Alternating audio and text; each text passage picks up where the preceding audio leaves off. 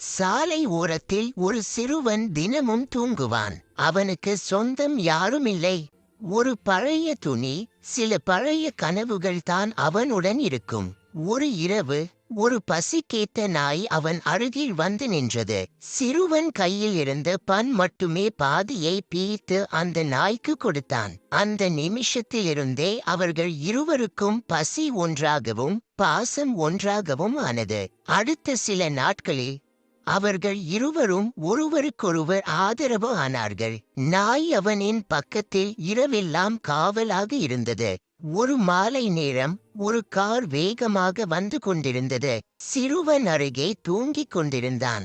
அந்த நாய் காரின் சத்தத்தை கேட்டு கடுமையாக குரைத்தது. சத்தம் கேட்ட சிறுவன் விழித்துக் கொண்டு திடீரென தள்ளி ஓடினான். ஆனால் அந்த நாயின் கால் காரின் டயருக்குள் சிக்கி அடிபட்டு முறிந்தது. சிறுவன் கண்ணீர் விட்டான்.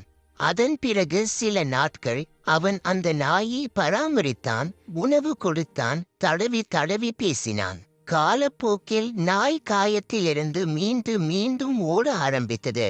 இப்போது சாலையின் ஓரம் பார்த்தால் ஒரு சிறுவனும் அவனின் நாயும் சேர்ந்து விளையாடிக் கொண்டிருப்பார்கள். அவர்களின் உறவு எந்த வீட்டிலும் காணாத ஒரு உறவாகிவிட்டது.